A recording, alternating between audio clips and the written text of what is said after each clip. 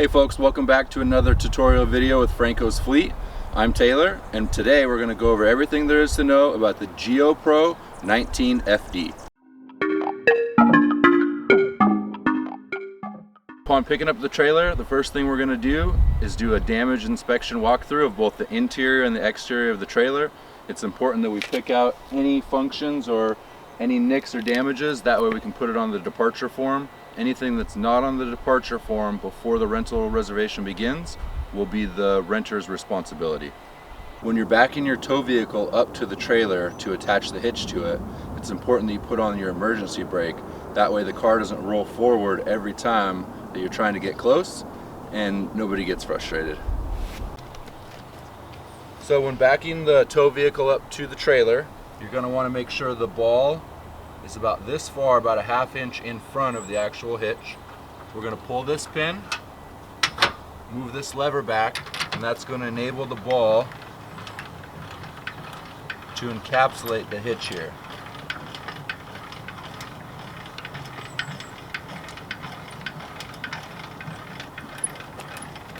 Now once the jack has come off the block of wood, you'll know that weight has been reduced.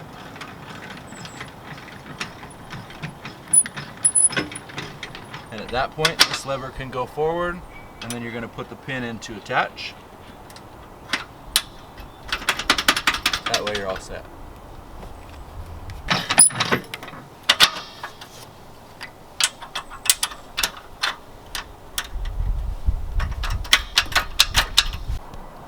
So now we're going to set up the safety chains, one on each side. Make sure they fit nice and snug. And then all of our trailers are equipped with emergency trailer brake system. So it's going to be on this red carabiner, and then you're going to attach that here.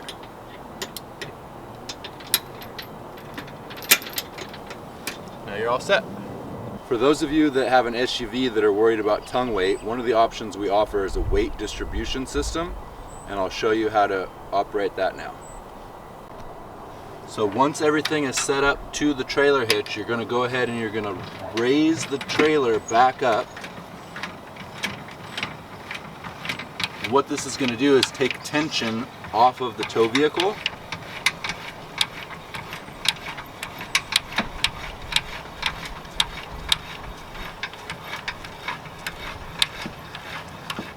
Now you're going to take this bar.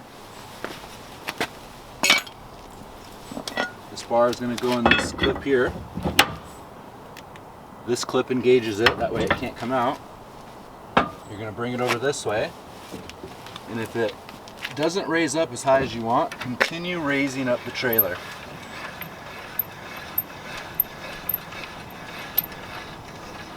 So in doing so, that's going to give you leverage here. Once you have the weight up onto the tow vehicle, you should be able to lift this pretty easily. Slide it into place. I'm going to take this pin,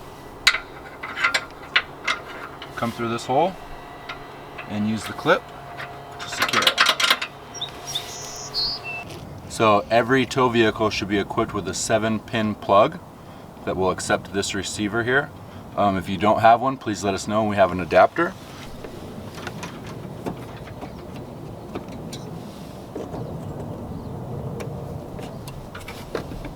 Once it's connected properly, you should be able to pull and have it not come out.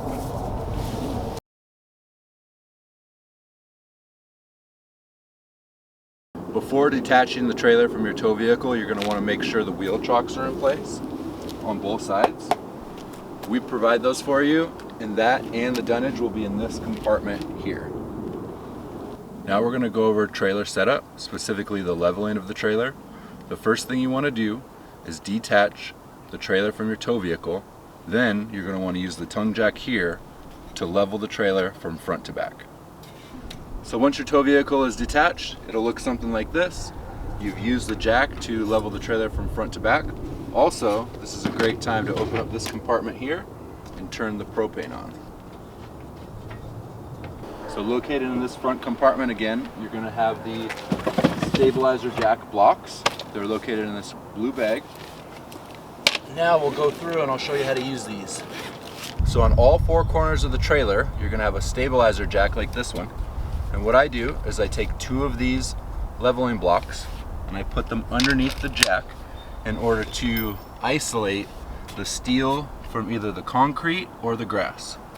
And after that, I'll take this crank and I'll go ahead and I'll lower the stabilizer until it just barely touches down. And then once it does, I'll give it another crank or two in order to provide rigidity on the trailer. Once all four corners are done exactly like this, you'll take one of the levels that we provide and you'll check for level front to back and side to side. It's important for the comfort when you're sleeping that the trailer is exactly level as possible. So the Geopro will have a set of keys like this. You'll have the black tag. The black key will be the one to operate the door and the deadbolt. The silver key will unlock each compartment and the outdoor shower, which is located in the back of the trailer. So when in transit, I like to keep the handle closed like this to make sure the door is also secure. But once you get to your campsite, lift this up. You can pop it open to use it as a handrail, or you can lift it up all the way and slide it back here so it's out of the way. So now we're going to operate the steps. In order to do so, they're going to operate on a slide track. Pull out, drop them down so it's engaged, and then this one will flip forward.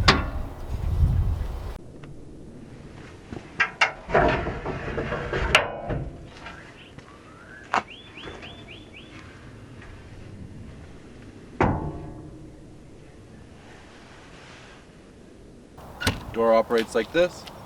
It opens all the way up, and then for the summertime there's a screen feature. I'm gonna slide this back, undo this latch, shut it again. That way you keep all the bugs out. So the Geopro is equipped with a power awning. The control panel for that is located inside. I'll go ahead and extend it now.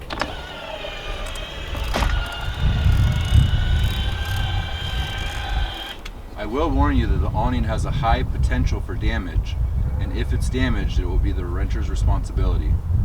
For winds over 7 miles an hour, I strongly encourage you to bring the awning in and not use it. So you also have a scare light here, and then an LED feature. So in this crate is where we'll keep all of the operational hoses and cords for the trailer. You're going to have the water hose, the electrical power connection, your surge protector, and any adapters you would need for the trailer. So when you're in a situation where your campsite doesn't have full hookups, the first thing you're going to want to do before you get to your campsite is fill up the water reservoir, which is located here. In order to do so, twist this cap on, pop the hose provided, put it in, and fill up the water. Now you'll know that it's full. There's a screen here, and when the water starts coming out of this backfill area, you'll know the water reservoir is full.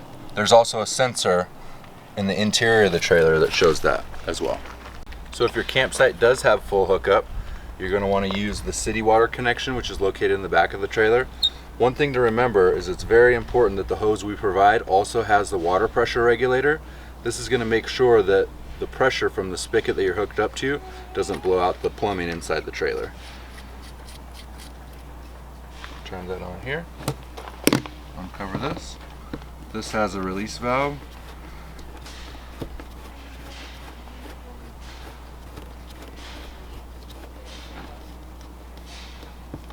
When everything's nice and tight, then you're going to turn on the water at the spigot, and that's going to allow full plumbing within the trailer. So when you're plugged into shore power, everything in the trailer will be fully operational. When you're not plugged into shore power, the microwave, the air conditioner, as well as the television will not work. In order for those to work, you'll need to include a generator as an extra add-on. So now we're going to talk about the electrical operation of the trailer. We have a couple of different features. First is the surge protector.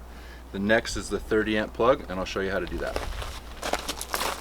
So if this was your campsite, your system is going to look similar to this. You're going to plug in the surge protector first. You're going to notice right here, your blue and green. That means good to go. If it shows red, that means it's a not a good connection for you to use, then you're gonna plug in the trailer cord. Then you're gonna come over to the receptacle, lift the lid. There's a V-notch right here. You're gonna match that V-notch with the one on the power cable. Then once it's in, you turn to the right. You're gonna tighten this collar. That way it's nice and snug. And then you'll notice on the top there's a blue light. That blue light means the trailer has been connected properly. So if your campsite doesn't have a 30 amp hookup, we have an adapter that will hook up to 110. So what you'll do, same format, plug that in. Then you're going to go surge protector to the adapter. Blue and green, good to go. So this is the control panel I was speaking of. Here you'll see the awning extend and retract. Here you have the interior lights, the porch light, and the scare light.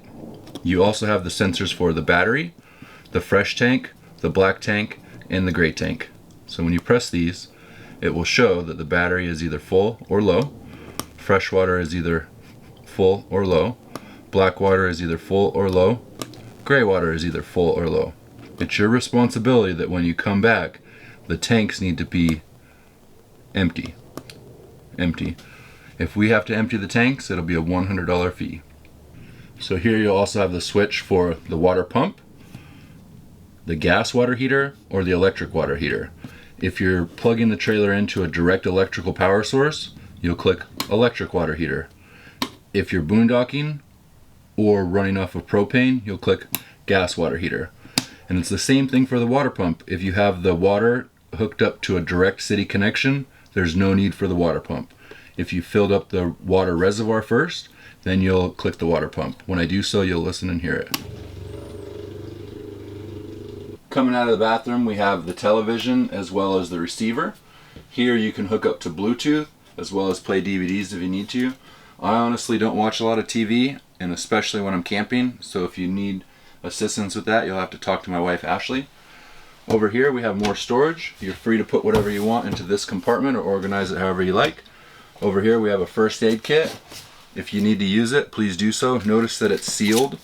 For sanitary reasons, we want this thing to be brand new, that way people aren't fumbling through. So if you don't need to use it, please don't. Then in the next compartment, we have extra Clorox wipes for cleaning. We have a couple of lanterns that are in here. And then in the very back, we have the manual for the trailer if you want to look through that. Now we'll go ahead and pop over to the kitchen. And so what we prefer to do at Franco's Fleet is stock the trailer with whatever we think you may need while you're camping. So opening this up, we have your cutlery here. We have plastic and metal spoons and forks and knives. We also have a noodle strainer. We have hand soap. We supply coffee. We have coffee mugs, sponge, and then this is also a dish drying rack if you need it. Moving to the other side, we have plastic bowls, plastic cups, plastic plates, as well as paper plates and paper bowls. Extra paper towels if you need them. Now down below, to open this drawer, you're going to have to push down and pull out. And this is where you'll find the rest of the utensils. So we have spatulas, ladles, a whipping spoon, tongs, scissors, and a butcher's knife if you need it. The stovetop, we have the vent here that also has an access light, and it has a fan as well. That way it'll exhaust any smells from your cooking. Counter space is always a key issue within the trailer, so this one has a countertop extender. To operate it, just pull it up, and then to close it, drop it down.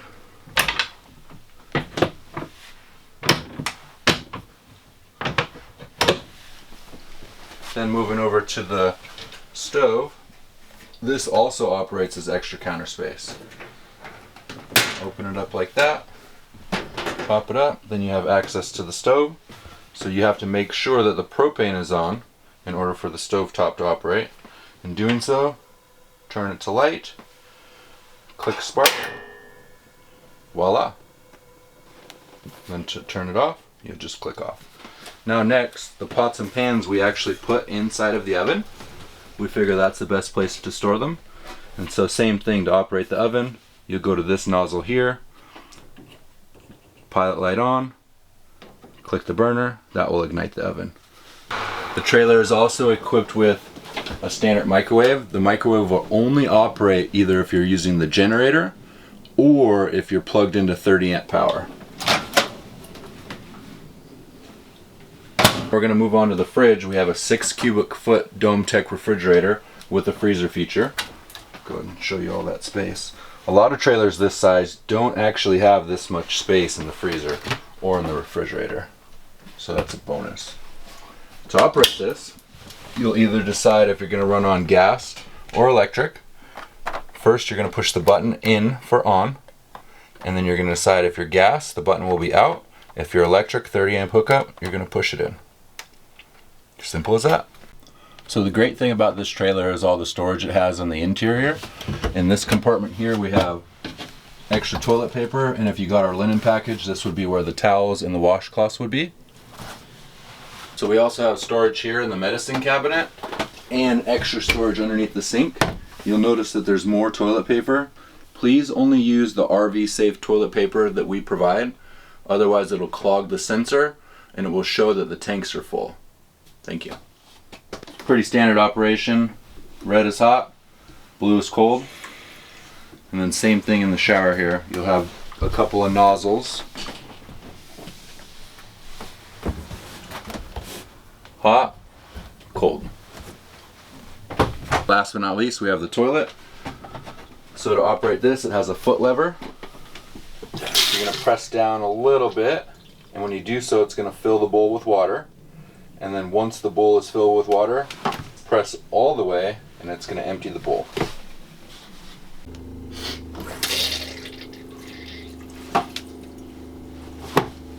So now we're going to talk about temperature control. To operate the heat, you're going to need to first have the propane on, and then you're just going to operate it like this.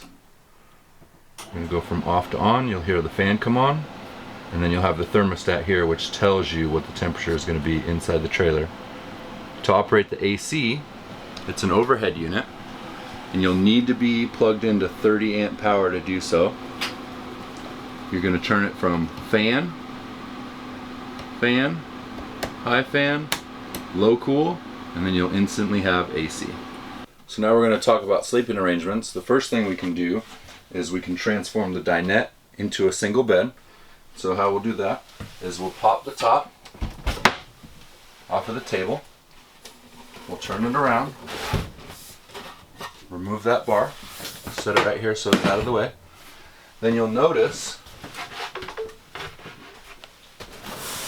that there's these rubber stoppers here with Velcro, and on the back of the table there's also the Velcro.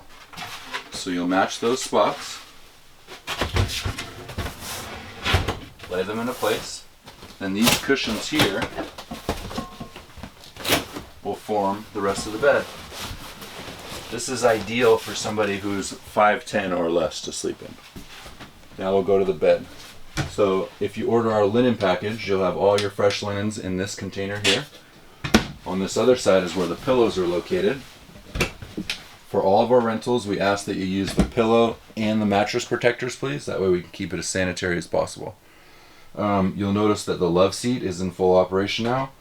When we are camping, this is how we kind of like to keep it. But when it's time to sleep, what you'll simply do, pull this out. That drops down. If you needed to take a quick nap, you can do so like that. Or you can bring the bed out. So now it's important you pull this latch. Please don't get your finger stuck in here because I've done it once. You can see how that can happen. Now the bed comes out. Sits down like that so it's nice and stable. Then you're going to remove these straps, and then you're going to take the mattress protector and put it on top of that.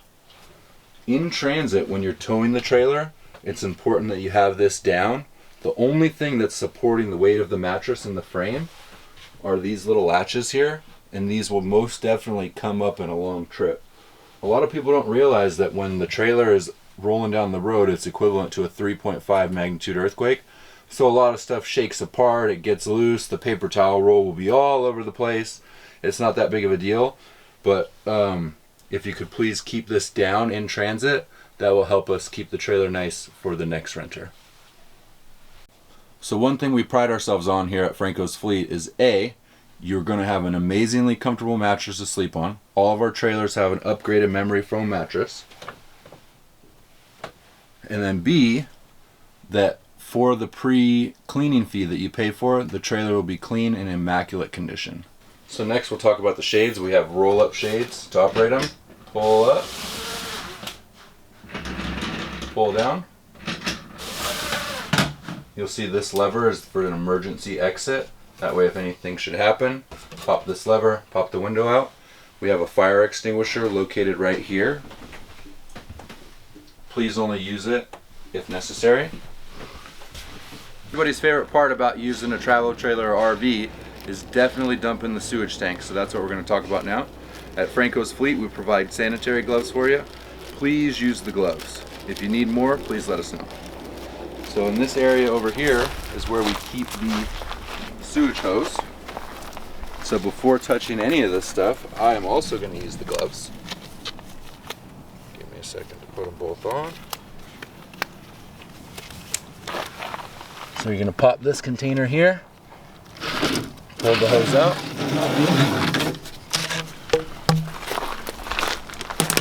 and we'll go over to the connection. And notice that there's 4 prongs on the hose. I'm going to tie those 4 prongs onto there. Now once you're hooked up, you're going to go to your receptacle and that's where you're going to dump. The order operation for this is to pull the black lever first. Let all the sewage dump out, and then once that's completely empty, then you're going to pull the gray lever located down here. And so what that's going to do is the gray water is your shower water and your sink water, and that's going to clean out the hose. So then after you've done so, shut both levers, undo the hose, spray it out as best you can, put it back, take the gloves off you go. This concludes the tutorial video for the Geopro 19 FD. Thank you so much for renting from Franco's Fleet, and we hope you have an amazing trip. See you soon. Yay! Yay!